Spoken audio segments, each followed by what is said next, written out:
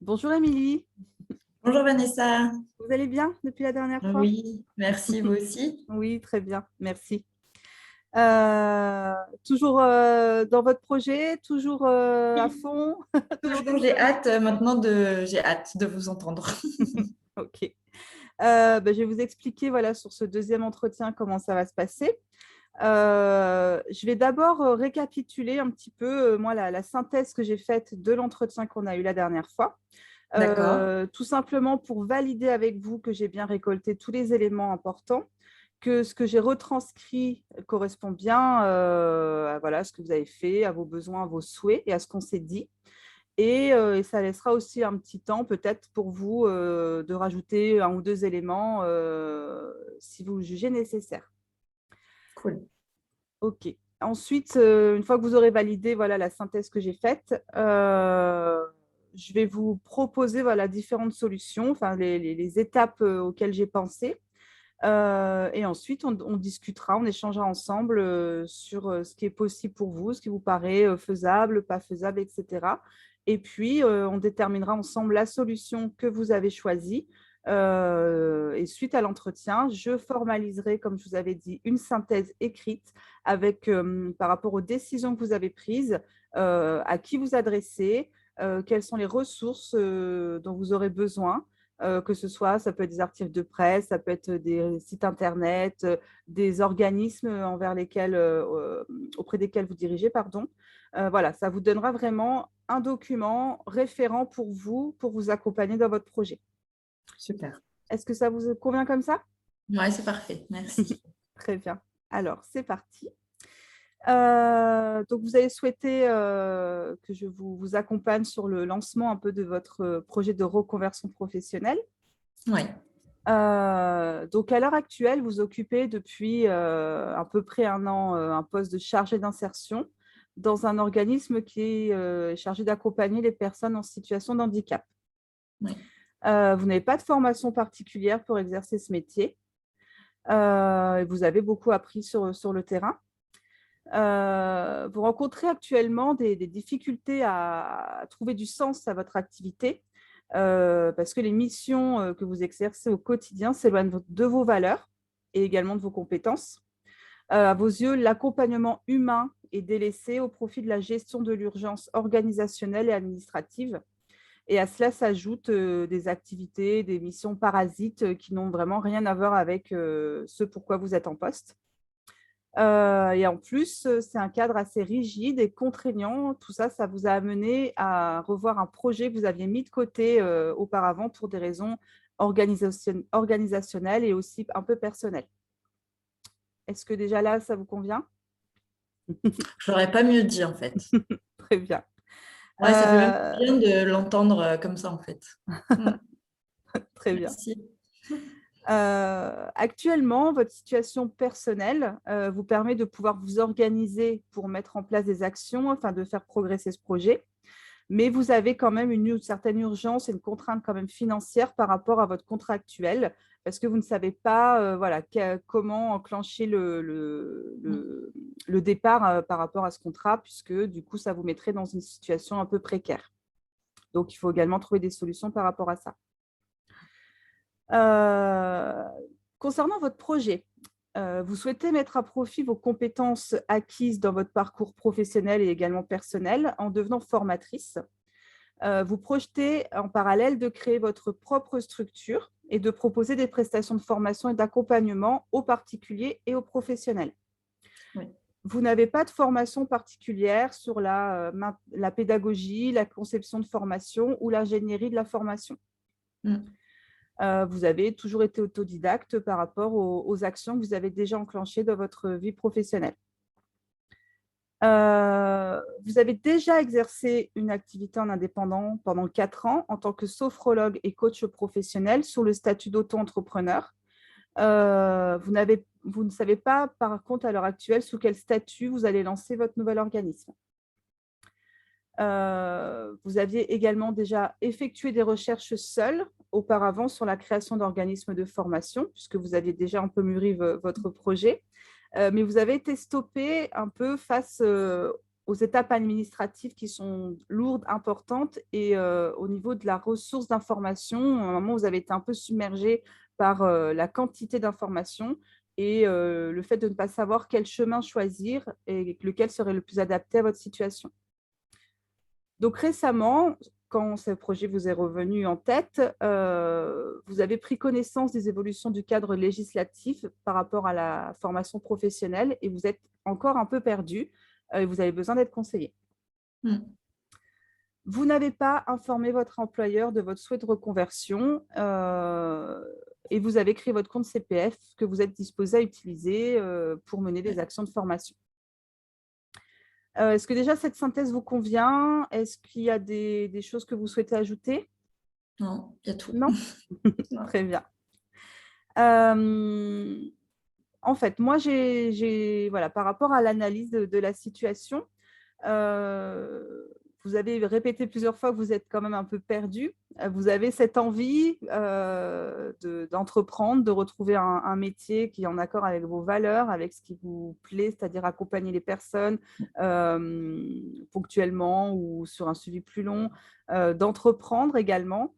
De pouvoir être maîtresse de vos actions, des décisions, de la façon dont vous allez mettre en œuvre les choses et de ne plus être forcément contrainte sans forcément avoir de sens dans les choses que vous allez faire et on vous demande de les faire parce qu'il faut les faire et vous souhaitez voilà, reprendre un peu la main sur la façon d'appliquer votre vie professionnelle. Pour moi,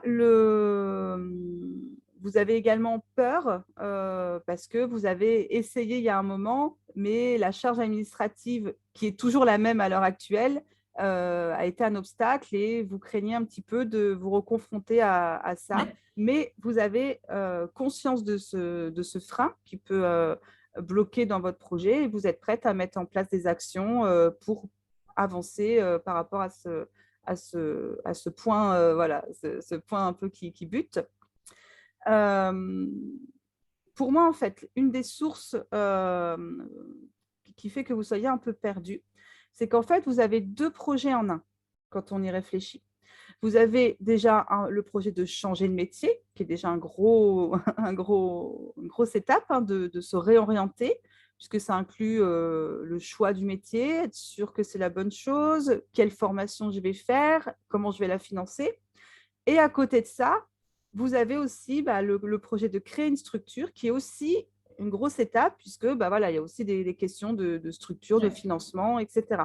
Donc, au final, ça fait que ça vous fait beaucoup de problématiques pour une personne. Donc, c'est pour ça que vous avez choisi d'être accompagné. Mais je pense qu'il faut vraiment déjà garder en tête qu'il y a deux étapes. Et pas, même si elles sont liées, les deux, il faut les mener en parallèle. D'accord. Et peut-être commencer, je pense, par une première étape et ensuite passer à la création de l'entreprise. Je vais vous expliquer un peu comment j'ai réfléchi. Alors, déjà, ça me paraît juste, oui, c'est vrai. Effectivement. Ça fait déjà moins peur en plus. c'est ça, en fait. Quand on découpe, il faut découper par étapes, je pense. Et pour chaque étape, on va chercher des solutions. Et du coup, ça vous permet aussi de vous faire comme un planning. Ça va vous situer dans le temps. Ça va vous situer dans les actions de ce qui est possible de faire, ce qui manque. Et du coup, c'est beaucoup plus clair après. Pour moi, la première étape, c'est déjà de valider votre projet de reconversion métier. Donc, pour cela, je pense que le premier objectif, c'est d'améliorer la connaissance du métier de formateur et du marché local. Ouais. Pour cela, je pense qu'il faut que vous soyez accompagné dans tout votre projet par un conseiller en évolution professionnelle, parce que déjà, il va pouvoir vous accompagner, sécuriser les étapes dans votre projet et pouvoir vous apporter une aide, que ce soit par rapport à votre point voilà, d'amélioration, c'est-à-dire la peur de tout ce qui est charge administrative. Parce que même si on a un plan d'action et qu'on sait où on en est, ça n'empêche pas qu'à un moment, on peut se sentir submergé par tout ce qu'il y a à faire et avoir un référent qui va pouvoir vous aider à vous poser, à vous rediriger et vous reposer dans le chemin de votre projet. Je pense que ça peut être important. Et puis, c'est aussi quelqu'un qui est du métier et qui va pouvoir être au courant de toutes les évolutions du cadre législatif, des possibilités que vous allez pouvoir avoir, que ce soit par rapport à votre reconversion, par rapport à comment faire pour vous libérer de votre contrat actuel et sécuriser votre projet financièrement. Donc, je pense que d'être accompagné du début à la fin, ça peut être bien parce que ça vous fera aussi un côté garde-fou. Vous ne serez pas seul.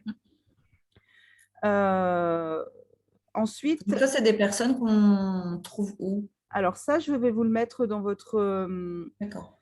dans votre plan d'action, puisque vous pouvez les trouver aussi bien au niveau du Pôle emploi. Vous avez aussi la CCI qui propose un bon accompagnement.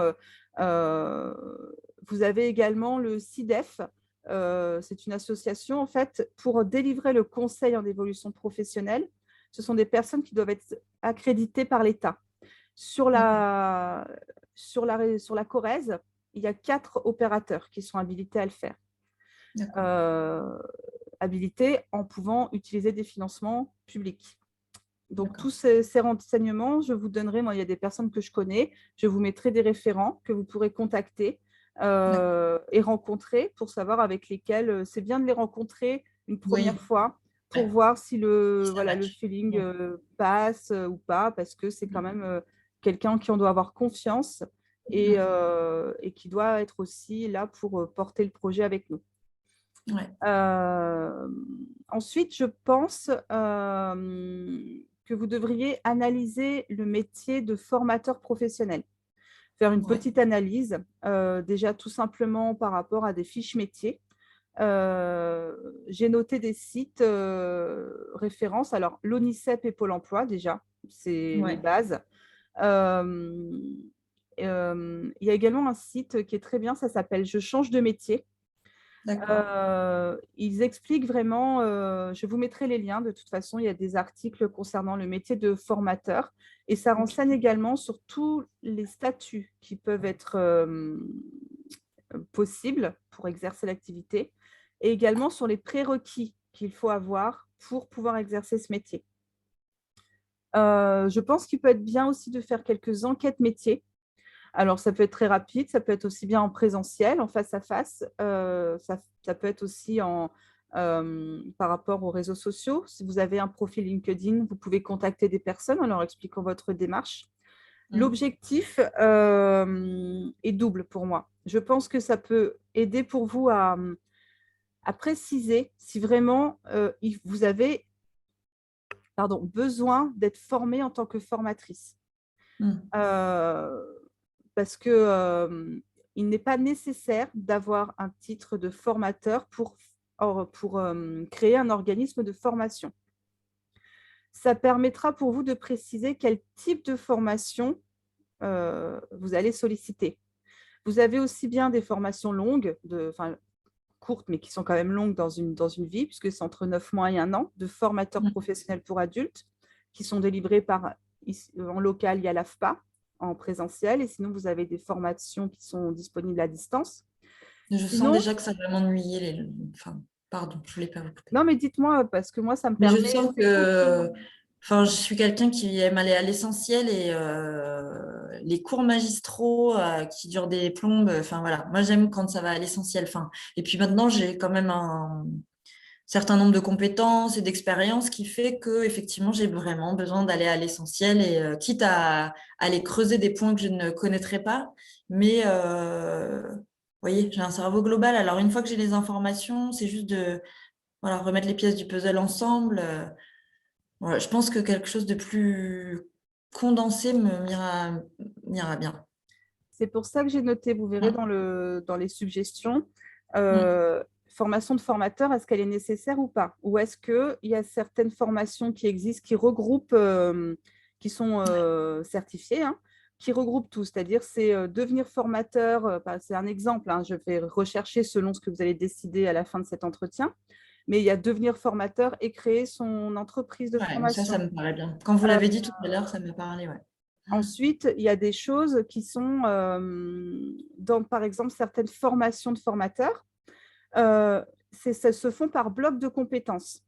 Il peut être intéressant de voir, peut-être de suivre, je vais y arriver, pardon, uniquement 1 ou 2 blocs de compétences Ouais. qui correspondront à ce qui vous manque. Ouais. Mais pour cela, je pense que c'est pour ça que c'est important de se renseigner sur le métier, les prérequis, de rencontrer des personnes qui exercent aussi bien dans des organismes de formation ou des personnes qui le font en tant que consultants, pour vraiment discerner la différence entre les deux et quels sont les prérequis nécessaires dont vous ne disposez pas à l'heure actuelle, ce qui va permettre de vraiment définir quel pôle de connaissances et de compétences il vous manque. Et donc, par conséquent, de déterminer la formation qui sera vraiment adaptée à votre cas, à vous. D'accord. Parce que, comme je vous l'ai dit, il n'est pas obligatoire d'avoir un titre, ni pour se faire certifier. Je vais y venir pour après. Alors, attendez, parce que... Hop. Une petite seconde. Est-ce que déjà jusque-là, ces informations, c'est pas grave, allez-y. Moi, j'ai bavé. Oui, oui, jusque-là, oui. Et en fait, si vous voulez, moi, en plus, je suis quelqu'un qui va aller trop vite et qui brûle souvent les étapes. Et là, je me rends compte qu'effectivement, mais c'est sécurisant aussi de pouvoir faire ça comme ça parce que ça donne du sens, quoi. Je suis un peu tout feu tout flamme, hein. Moi, je brûle souvent, voilà. Donc là, me rappeler qu'effectivement, il y a des étapes qui vont me permettre de sécuriser, de savoir où je vais. Et, enfin, ouais, c'est En fait, une toutes belle ces chose. étapes, vous verrez à la fin, je pense que l'objectif de tout ça, c'est à la fois de découper les étapes pour que factuellement, vous sachiez concrètement ce que vous devez faire en termes d'action, mais également, ça va vous permettre de mûrir le projet pour pouvoir arriver à la fin, au final, à votre package, en fait. De quoi j'ai besoin, qu'est-ce que je souhaite proposer, quelles sont les compétences que je vais mettre en avant, etc. Mais également, tout ça, ça vous permet, en faisant ces recherches, d'affiner votre connaissance du marché local. Qu'est-ce qui existe déjà, qu'est-ce qui manque, comment je peux m'adapter à ce qui existe déjà. Et également, il ne faut pas oublier que derrière, vous allez forcément devoir passer par une étape de demande de financement.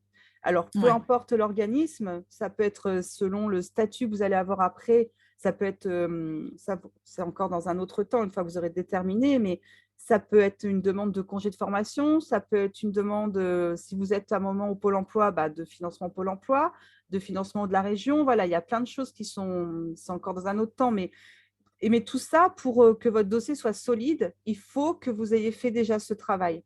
Parce que si vous arrivez devant des organismes financeurs, si vous dites, voilà, j'ai cette idée, mais ce n'est pas encore pressé, on va vous dire, écoutez, madame, consolidez votre projet, faites-nous un dossier à peu près concret avec ce qui vous manque, ce qu'il vous faut et pourquoi, et après, on vous donnera les sous. Parce qu'on est dans une période où beaucoup de gens sont dans la reconversion, sont dans la création.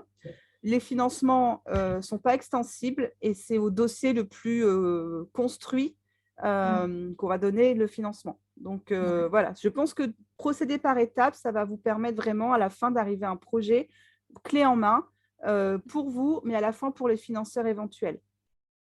Ouais, super. Une fois que vous aurez donc déterminé par rapport au métier de formateur ce qui est nécessaire ou pas, vous allez pouvoir affiner votre projet de création d'entreprise dans un second temps. Puisque vous pourrez, comme on l'a vu lors du premier entretien, rien n'empêche le fait de créer votre organisme sans cette certification Qualiopi. Je pense qu'il faut que vous mettiez ça de côté. Ce n'est pas le gros méchant loup. Au contraire, ça va être une grande aide pour vous pour créer votre entreprise. Il faut vraiment le prendre comme ça. Ça va être votre béquille.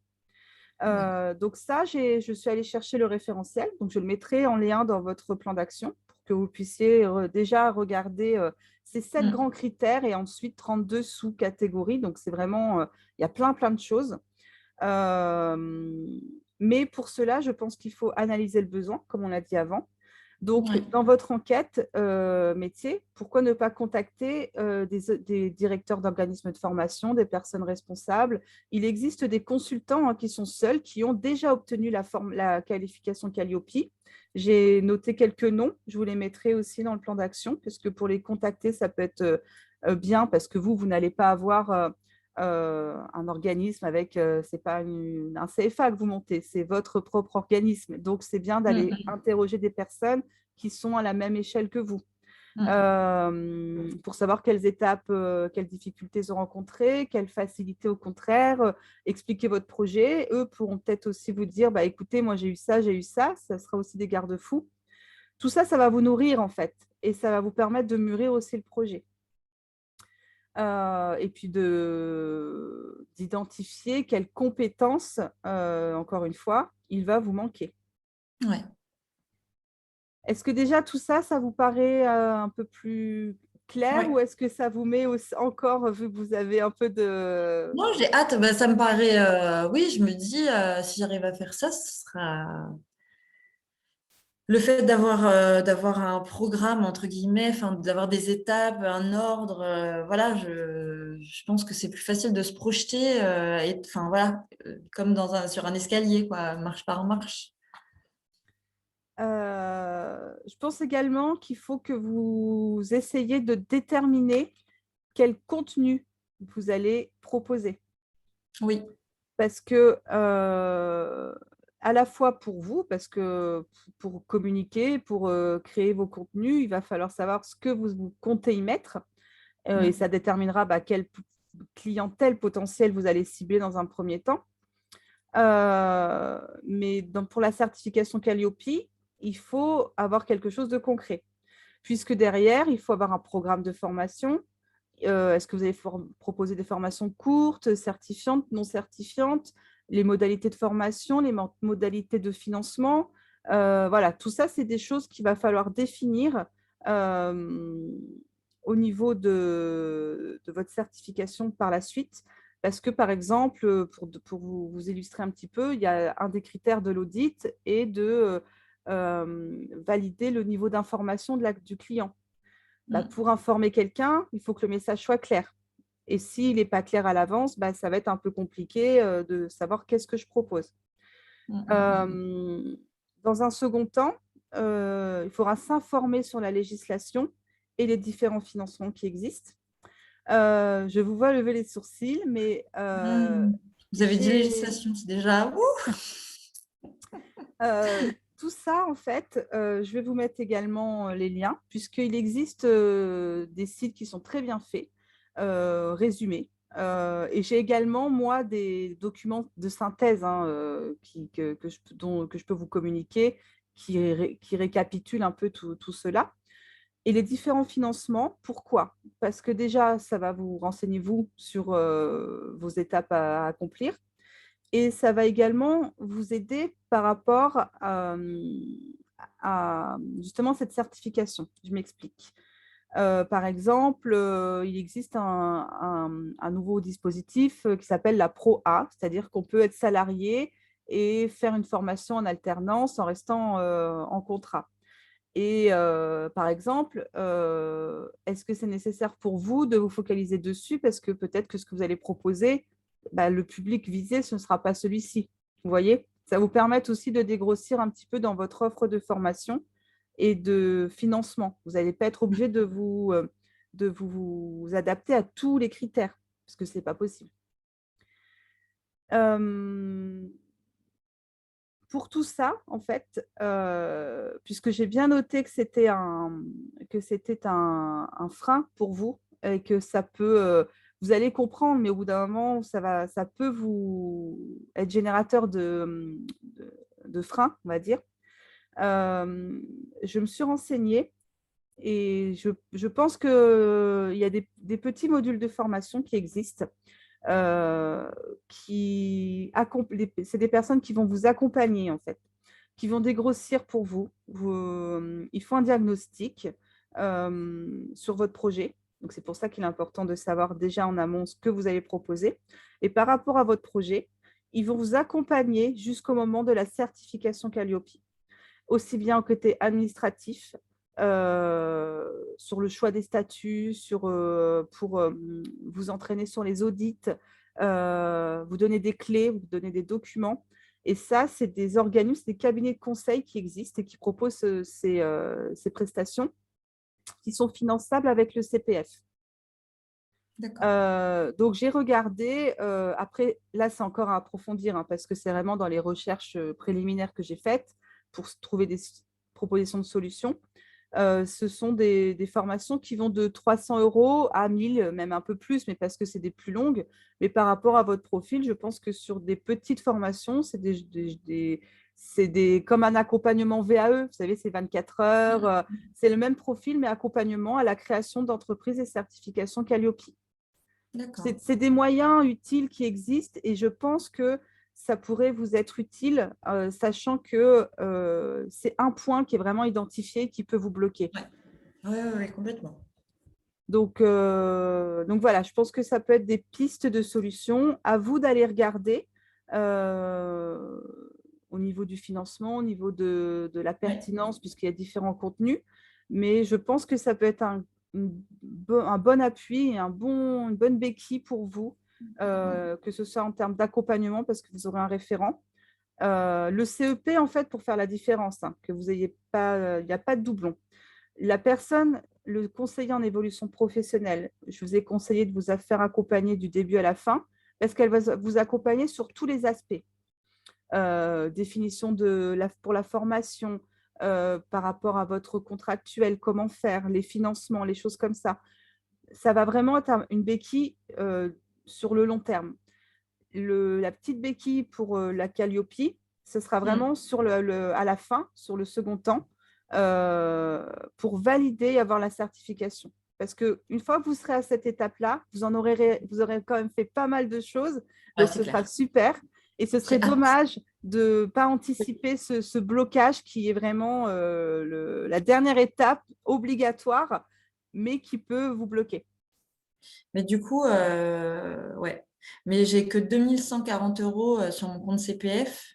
Donc, est-ce que je vais pouvoir, enfin, si j'ai besoin d'une formation de formateur, cumuler les deux, ça va être peut-être juste en termes de Alors, budget? là, c'est aussi le conseiller en évolution professionnelle qui va vous accompagner parce que lui pourra, par rapport à votre statut, créer des comptes comme on avait échangé bon, hors enregistrement sur le fait que vous aviez été en indépendant avant. Oui. Il existe un fonds de financement par rapport aux cotisations que vous aviez pu Ouais, j'ai payer. regardé, mais alors, c'est minime, hein. Bah, déjà, c'est peut-être minime, mais c'est toujours un petit peu. Ouais, Et oui. Faut être positif, c'est vrai. voilà, mais voilà, Mais, c'est toujours mieux que rien c'est du vrai, tout. c'est Mais vrai. ensuite, ça dépendra vraiment la grosse étape, et c'est pour ça que c'est important de vous faire accompagner par un conseiller. Ça va être par rapport à votre contrat actuel. C'est la première étape, en fait.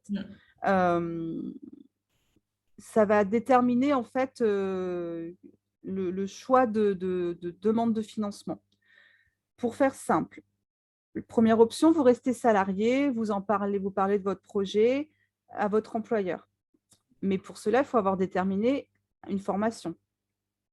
Vous pouvez demander à votre employeur de vous mettre en congé de formation euh, qui sera rémunéré et vous serez toujours salarié et vous partirez ensuite en étant déjà formé. Donc ça, ce n'est pas de l'argent qui sortira de votre poche, puisque vous avez le choix, en fait, vous pouvez demander des financements et ça ne prendra pas sur votre compte de formation. Vous avez aussi l'option compte de formation, mais tout en étant salarié, mais vous pouvez faire la formation hors du temps de travail. L'autre option, c'est si jamais vous décidez de couper votre contrat. Bon, là, après, selon la modalité de votre choix, selon avec votre employeur. Et dans ce cas-là, vous allez basculer en demandeur d'emploi. Et là, vous passerez par Pôle emploi, puisque du coup, à ce moment-là, vous êtes accompagné pour déterminer votre projet professionnel. Vous expliquez lors du premier rendez-vous, bah, voilà, moi j'ai décidé de faire ça, j'ai besoin de ça, je sais exactement ce que je vais faire. eux vont valider votre parcours et donc, par le fait, vous proposer des formations qui seront rémunérées. Voilà, c'est ça en fait qui est important. C'est la première étape, ça va être de savoir ce que vous faites par rapport à votre contrat actuel. Ouais. Ensuite, par rapport au financement, ça va être par rapport à vos enquêtes métiers. Vos enquêtes métiers vont permettre de vraiment vous rendre compte du quotidien, du factuel, de ce que vous avez déjà dans votre poche, on va dire, dans votre panier de compétences et de ce qui vous manque. Et par rapport à ça, vous allez pouvoir identifier les formations dont vous allez avoir besoin. Ouais. Parce que sinon, parce que formation de formateur, vous allez voir dans les liens que je vais vous envoyer, vous en avez plein, des durées différentes, mais je pense, comme vous m'avez dit, le côté bloc de compétences, formation courte, ça sera très bien parce que vous avez déjà une expérience, vous avez voilà, la maîtrise du contenu, vous l'aurez. C'est plutôt, je pense, la maîtrise de l'ingénierie pédagogique. Tout à fait. Concevoir une formation, pour une personne ou pour un groupe de personnes, c'est pas pareil. Concevoir une évaluation, puisque en tant qu'organisme de formation, il faut que vous évaluiez les personnes que vous formez. Donc, je pense que pour vous, c'est l'ingénierie, la conception de formation qui est importante à acquérir. Est-ce que ça vous paraît plus cohérent? Oui, complètement. Complètement. Et ça peut très bien se concrétiser sous forme de blocs de compétences. Et c'est des blocs que vous validez, vous avez un certificat, parce qu'il ne sera peut-être pas utile de faire la formation complète. Ouais, carrément, je vois ce que vous voulez dire. Ça me va bien. Donc, si on récapitule déjà pour faire un petit point, puisqu'on a bien échangé déjà. La première étape, le premier objectif, c'est de sécuriser et de préciser votre projet professionnel par rapport au changement de métier. Donc, moi, je vous ai proposé, je vais remonter.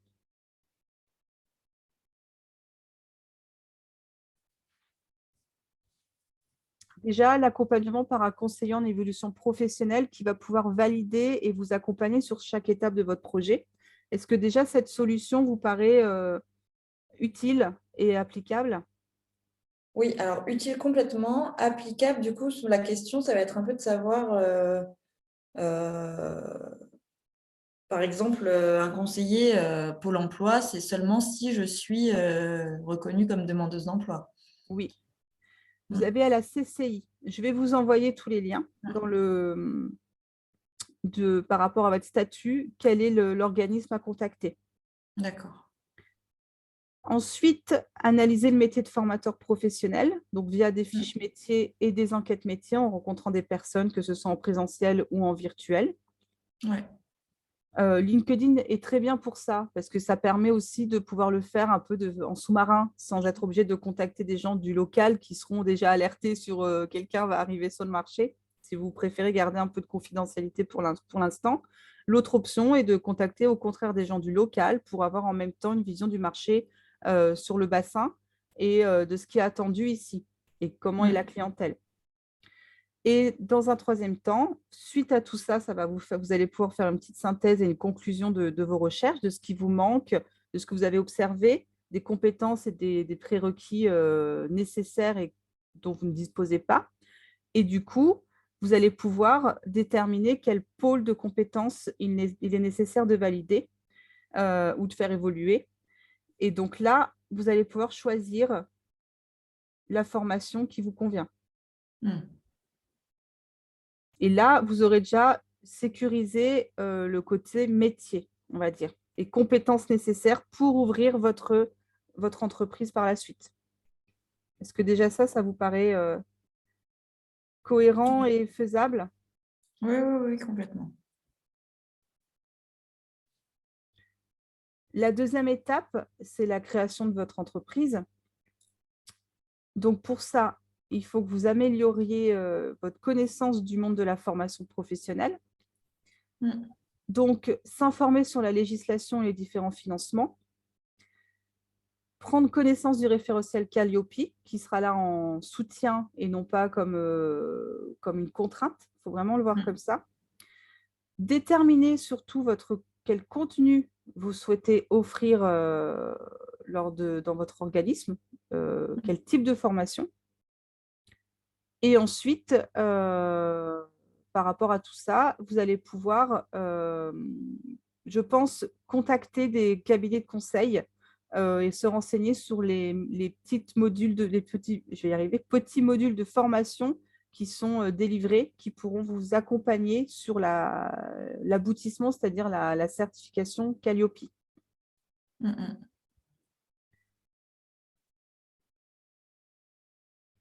Est-ce que déjà ça vous paraît, ça fait Oui, beaucoup ça me paraît d'étapes, bien. hein? Oui, mais bon. Je vous dis, c'est des choses, voilà, j'anticipais pas tout ça et du coup, je vais trop vite et du coup, voilà, je pense que ça va construire effectivement et asseoir le projet, donc c'est ce dont j'ai besoin, quoi. C'est important parce que vous voyez déjà là, est-ce que vous avez une vision un peu plus concrète des étapes, mais surtout de la durée des choses? Je vois que voilà, ça n'empêche pas, comme je vous ai dit lors du premier entretien, qu'à l'heure actuelle, vous pouvez créer votre organisme de formation. Vous pouvez vous adresser à du public privé. Vous avez déjà eu dans votre activité de sophrologue des clients qui vous règlent avec du financement privé, du mécénat, d'autres choses. Ouais. La seule problématique que vous aurez, c'est que vous ne pourrez pas faire appel à des financements publics. Mais de toute façon, avant de faire appel à des financements publics, il vous faut la certification Calliope. Et cette certification, de toute façon, elle sera en application à compter du 1er janvier 2022. Mais pour tout ça, vous devez rentrer dans les cases. Donc, ça ne peut pas se faire du jour au lendemain. Donc, dans tous les cas, factuellement, ça ne pourra pas se faire rapidement par rapport à la certification. Mais vous pouvez très bien… Du coup, il y a deux choses différentes, c'est-à-dire que pour être reconnu organisme, parce que pour ce qui est privé, il faut quand même avoir un référencement, n'est-ce pas? Il faut en fait avoir un numéro référencé, mais Datadoc. pour cela, vous n'êtes pas le Datadog, vous pouvez vous y inscrire. Le Datadog, en fait, va se convertir en certification Calliope à partir du mois de janvier. D'accord. À l'heure actuelle, vous pouvez vous référencer en tant que formateur. Mais c'est par rapport à janvier où vous ne pourrez pas prétendre à des… Voilà. Mais déjà, le Datadog, il y a certains critères.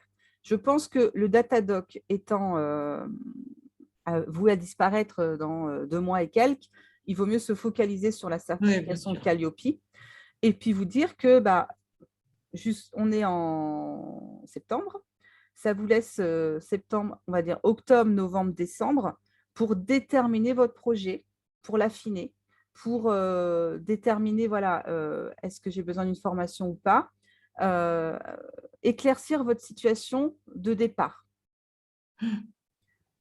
Et ensuite, une fois que vous aurez déterminé tout ça, vous pourrez après vous focaliser sur certaines certifications Calliope. Mais ça, il faut vraiment vous dire que c'est la dernière étape.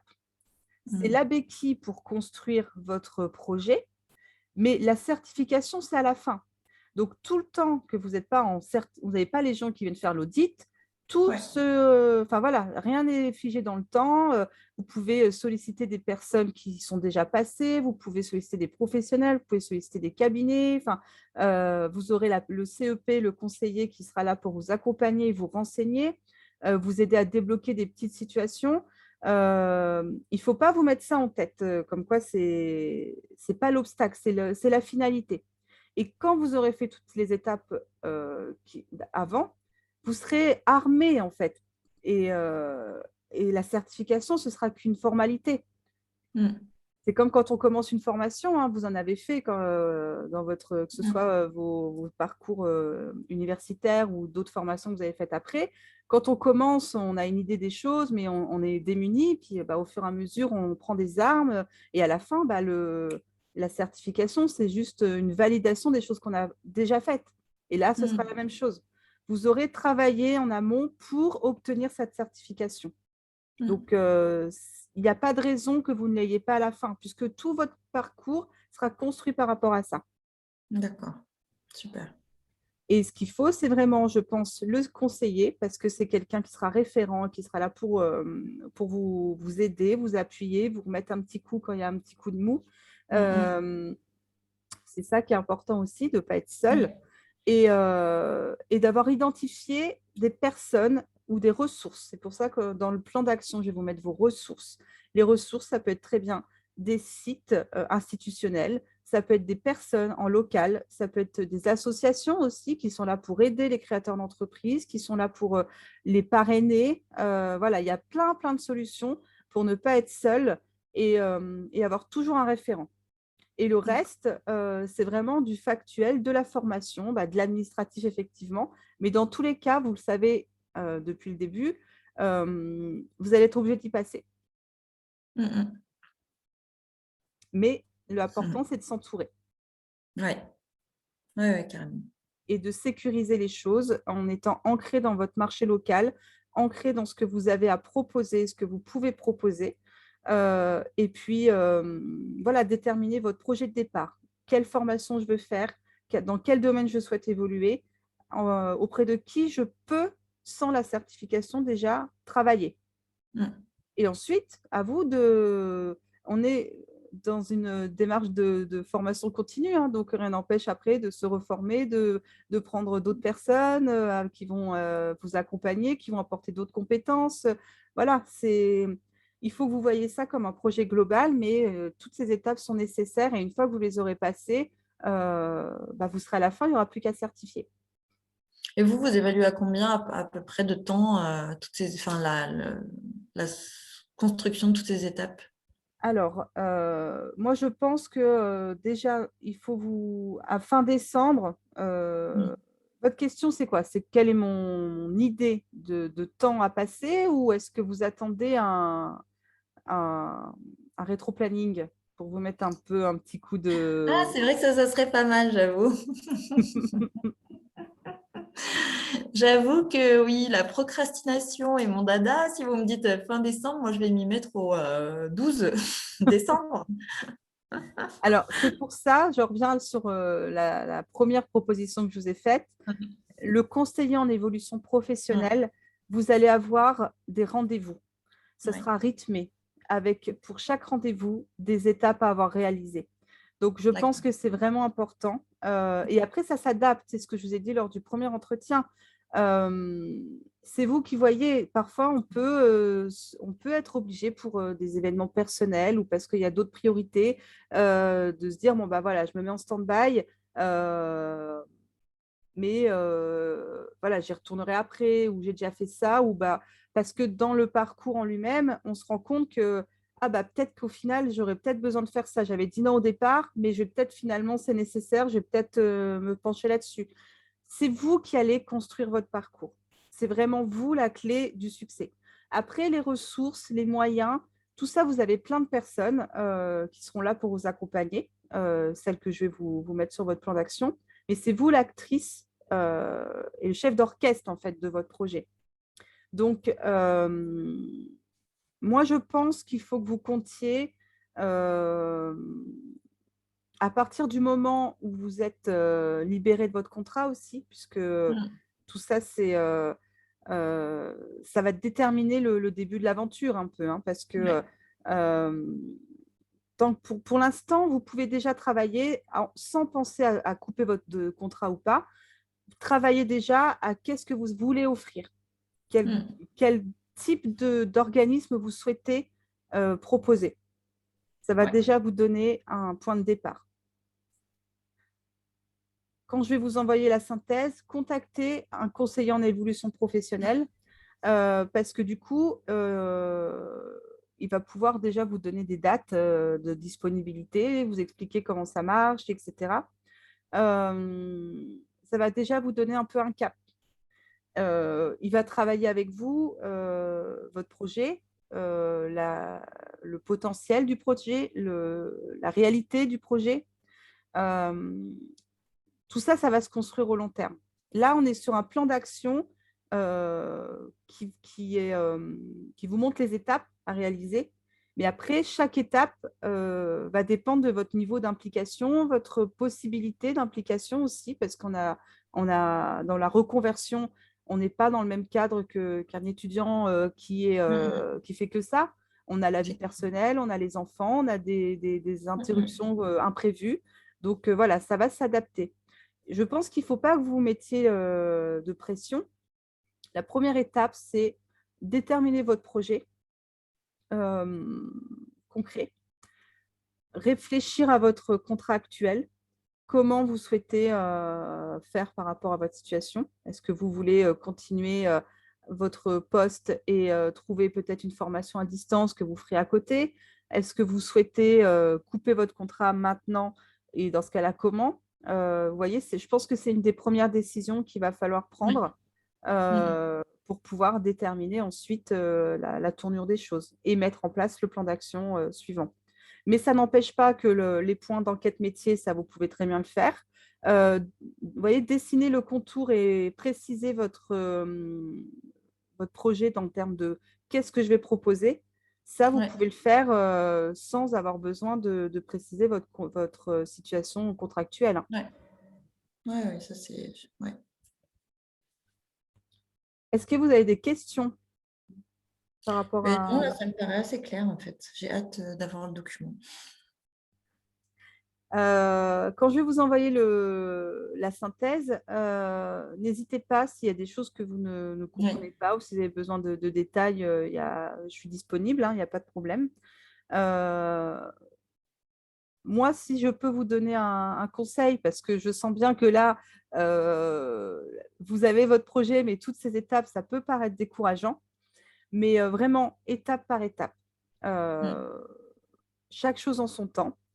Et toujours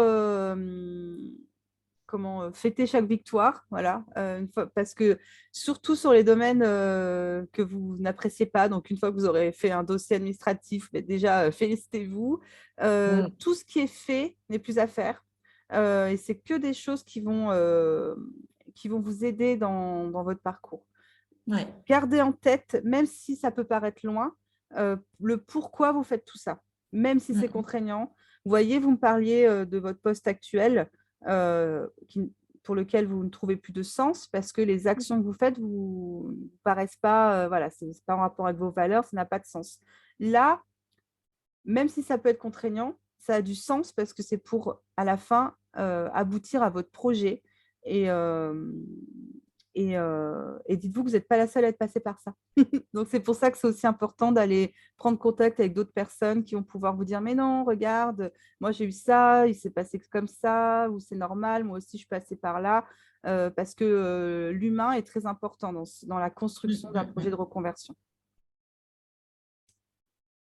Est-ce que c'est bon pour vous? Ouais, c'est parfait. Super, merci. Écoutez, Presque hâte, oui.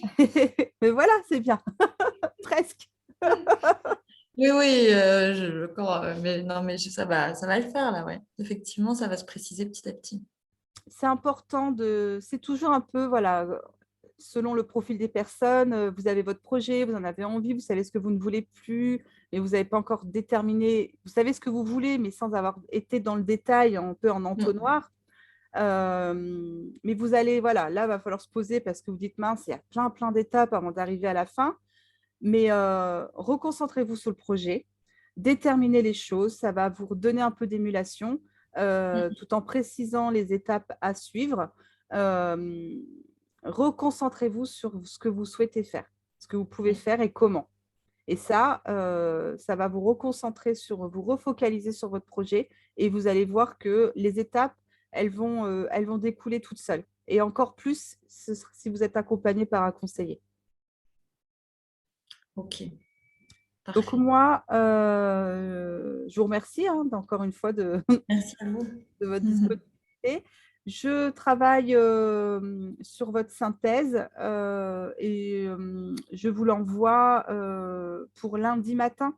Ça vous convient? Parfait. Oui, très bien. Très bien. N'hésitez pas si vous avez des questions et je suis disponible. Merci beaucoup en tout cas. Merci. Pour votre écoute et tous vos conseils. Merci beaucoup. Merci. Bonne À journée. Au bientôt. revoir. Au revoir.